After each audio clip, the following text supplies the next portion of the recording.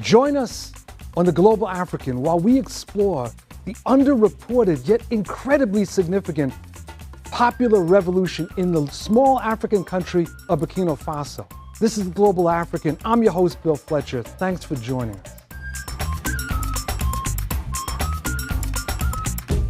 It's been said by some that sub-Saharan Africa never got its Arab Spring. Many African leaders take power dressed in a military uniform and then cling to it for decades. With every passing year, Africa's aging leaders become less representative of its youthful population. The relatively peaceful toppling of an entrenched government at the hands of civilian demonstrators is something almost unheard of in modern-day Africa. And for those reasons, the ousting of Burkina Faso's president, Blaise Compaoré, after 27 years in power, rocked the continent. What happened on October 31st is also important beyond Burkina Faso's borders, because during his rule, Compaoré positioned himself as a key ally of Europe and the United States, most recently in the fight against Islamic militants in the Sahel. The U.S. has a military base in the country from which it flies surveillance drones, and France has special forces there as well. After Compaoré fled the country, the military then appointed Lieutenant Colonel Zita as provisional head of state, prompting a new wave of demonstrations to demand the restoration of civilian rule. The acting military rulers were close to agreeing with politicians, civil society groups, and religious leaders on a plan to set up a civilian interim authority. Today, Burkina Faso is seeking to put in place a transitional government. Last week, the political parties in Burkina Faso agreed that the civilian-led transition should last a year, followed by democratic elections in November 2015. Regional leaders are mediating in the landlocked former French colony that borders Mali, Niger, Côte d'Ivoire, Togo, and Benin. The country is under pressure from the international community, especially the African Union, to return to civilian rule or face sanctions and suspension from that continental body. Burkina Faso is sub-Saharan Africa's second largest producer of cotton, the main crop in the agricultural dependent economy, and the fifth largest gold mine, yet it remains one of the world's poorest countries. Formerly called the Republic of Upper Volta, the country was renamed Burkina Faso in 1984 by then-President Thomas Sankara. In October 1987, Sankara, along with 12 other officials, were killed in a coup d'etat organized by his supposed friend and ally, Blaise Compaoré. Sankara's former colleague and Burkina Faso's president until October 31st of this year. Following the coup against Sankara, Compaoré immediately reversed the nationalizations, overturned nearly all of Sankara's policies, returned the country back into the fold of the International Monetary Fund, and ultimately spurned most of Sankara's legacy. Joining us for our discussion of the developments in Burkina Faso, an uprising that's literally involved millions, are two people who are very well suited to address the subject. We have Mr. Paul Sankara, the brother of the late revolutionary and president of Burkina Faso, Thomas Sankara. Mr. Sankara studied at the University of Ouagadougou and currently lives in Washington, D.C. Also joining us is Dr. Naka Lagoke, a specialist in African political affairs, development, and Pan-Africanism. He's a professor of Spanish at the University of the District of Columbia and professor of African history at Montgomery College. He founded the Revival of Pan-Africanism Forum, which engages in a permanent conversation on Africa from a Pan-African perspective. Thank you very much for joining us. Thank you very much for the opportunity. Let me start with you, Mr. Sankara. The uprising in Burkina Faso took a lot of people by surprise. But what I found particularly striking is that you're talking about millions of people, at least one demonstration where there's 1 million people. What provoked this? And 1 million people don't come out of nowhere. Somebody must have been organizing. Tell us about it. Thank you for having me. I just want to start first and foremost to pay a tribute to more than 30 people killed in this revolution, second revolution in Burkina Faso. It's 27 years of the former regime of Blaise Compaoré, I guess, has a deep impact in what has been grooming in the grassroots level. I guess since 1987, the year of Thomas Sankara assassination, things are really starting to get organized with a lot of difficulties because the new regime with Blaise Compaoré didn't give chance to anybody to have a normal organization, freedom of speech and freedom of organization. But mainly it's two factors. Mm-hmm. The 27 years has some impact in a bad way, of course, in the sense that you couldn't see this organization coming to express at a certain point the way they are fed up. And of course, the willing of the Compaoré regime to revise through different sort of maneuvering approaches the constitution in order to be a new candidate next year. That's one thing. The second one, it's the youth that we can characterize roughly by the Ballet Citoyen movement, composed by, compounded by young artists that have been doing a great job more than 5 years. So they were using, they know how, through the song, through the artist works, to talk to people, to talk to the youth. And indeed, they succeed in this way. And it was not just using the artistic talent. Mm-hmm. Even they have a conscience, a level of conscience. They went to different places like clinics, hospitals, to clean up and just give some basics gifts to women that gave birth and women that belong to low-level income families. Mm. So this kind of actions, I think, combined with the willing of the Compaoré regime to change the constitution even after 27 years, brought this new revolution in Burkina Faso, roughly speaking. Dr. Lukoke, you texted me. You were the person that told me this uprising was happening and that Compaoré was gone. The excitement that came through in that text was palatable. Why? Why were you so excited? What was it about this uprising? Because I have waited for that moment for 27 years. Sankara was my hero. He was one of the people I have loved. As you know, we were told that nothing good can come from Africa. Mm-hmm. And then when we were in high school, we saw a young man rising to power and doing exactly what we were dreaming to do or to see in our leadership. And then he was killed. And we were hoping to see the people of Burkina Faso organizing, to put an end to Blaise Compaoré regime. That's why I was excited. And just to add something to what Paul said, the children who did the revolution, or the youth, people call them the children revolution.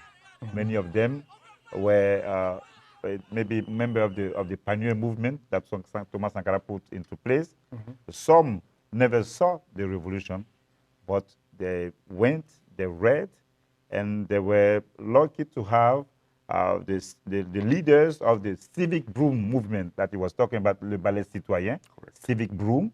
They launched that organization last year. So that was like the triggering factor of that energized movement that was going to put an end to Blaise Compaoré's regime.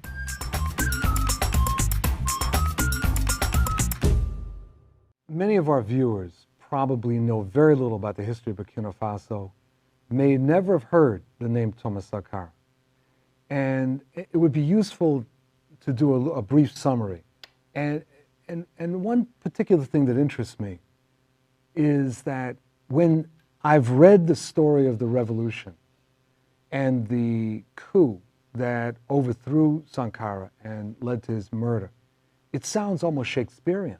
I mean, here you have his right-hand person who was supposed to be his friend turn on him and then murder him, or make sure that ensure that he was murdered. And so it'd be useful to talk some about what happened. Where did this revolution come from in 1983?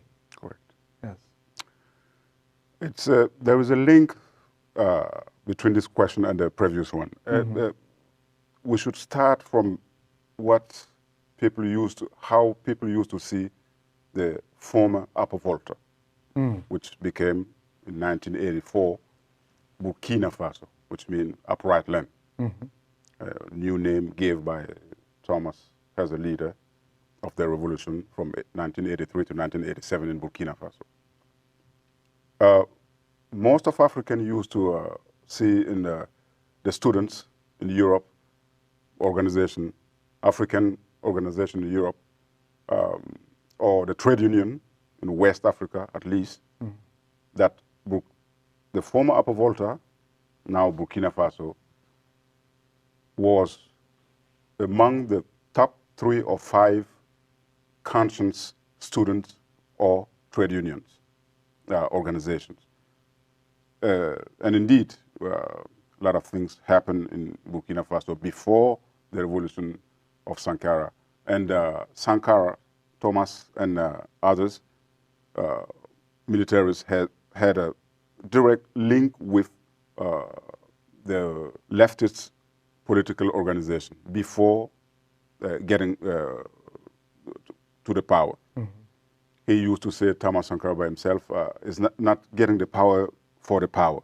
We have to have a program, an agenda, in order to be ready to implement for the people satisfaction and benefits. So that's why the revolution was popular in 1983, because of the link couple of decades before, link between the leftist organization, civilian organization, and those young military officers. Sankara is overthrown and murdered. I understand that there was some resistance to Compaoré, but it doesn't sound like there was mass resistance to the new regime. Am I incorrect on that? No, correct. That's correct. It took time to get to this November revolution for a couple of reasons.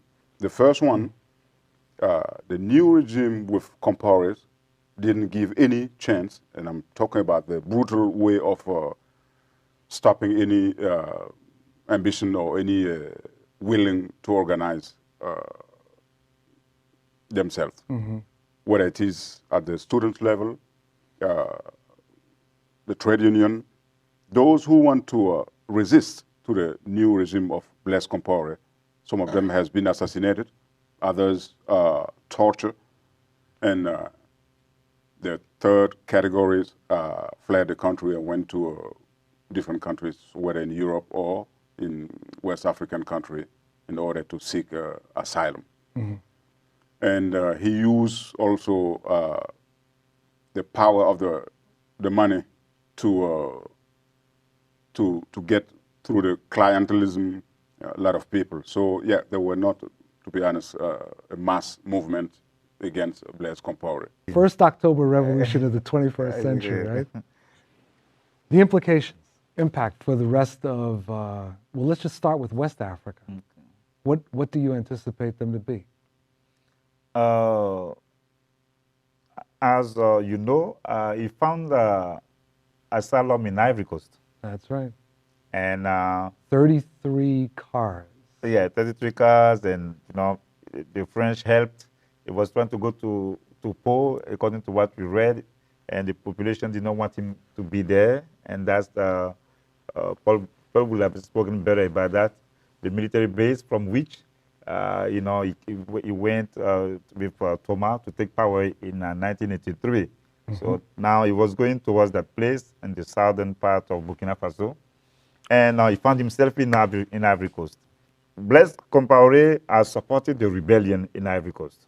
He sheltered the rebels close to Alassane Ouattara. So he supported the regime of Ouattara after civil war that they caused in Ivory Coast. And Blaise Compaoré caused many wars in Sierra Leone, in Liberia, in different parts in Africa. So for him to find himself in Ivory Coast, it shows that it's the end of the circle. Like with some mystical people will say, that the snake is biting its tail. Yeah. We believe that Pan-Africanism is going to gain a momentum because the youth who organized, they built the movement with the spirit and energy of Thomas Sankara. The singers we were talking about, Smokey, Sam Scaleja, and many others, it is on YouTube. They produce songs about Thomas Sankara. For years, they've been doing that. And Didier Wadi from Senegal, also, and with other artists, they produce songs. And now we can see the resurrection of the spirit of Thomas Sankara. And Thomas Sankara, he was the face and the spirit of the 83 revolution, but this time his spirit is the inspirational entity of that revolution. And we can see his spirit engulfing on Africa, because in the Democratic Republic of Congo, in Burundi, in Togo, in Benin, in all those parts, the people are saying, if the people of Burkina Faso, they did it, we too can do it. That's the second impact of that Burkinabe revolution on the rest of Africa. Now, I have as much excitement as you do about this, but I'm worried. The military in Burkina Faso is not, we're not talking about the left military of 1983. We're talking about a military that has been trained by the United States, where there's been intense cooperation with the United States and France. Why should I believe that the military will just simply walk away at this point? Because it's not just the military, even the political elite over there. They have some strong alliances with the West. The leader of the opposition, Zéphirin Diabré, and Christian Roch Kaboré, who left Blaise Compaoré. He was among more than 100 people who left Blaise Compaoré's party in the beginning of this year. And now they created the MPP, Movement for People's Progress. And Zéphirin Diabré's party, the Union for Progress and Change, UPC. Those two individuals, who are the most prominent figures of the opposition, are not left-wingers. Those people, they have some alliances with the West. So we have to worry, and I respect that. We have to worry about the army and about that political elite. But the things that is different in Burkina Faso is the power of the people. Like you said, 1 million people, that was in Ouagadougou. They did not talk about many other hundreds of thousands of people in Bobo-Dioulasso, in Koudougou, in Ouayugou, in all those cities. I didn't even hear about that. Yes, they were protesting in all those places. It was not just Ouagadougou. Okay. So the people are there, and they are conscious of their power. That's the beauty of the Burkinabe revolution.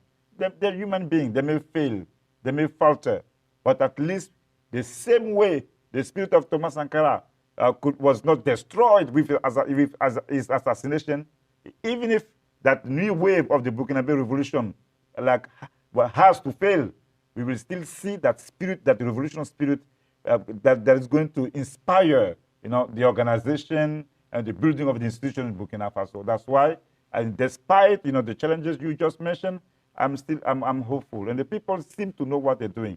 And the chart of the transition has been adopted.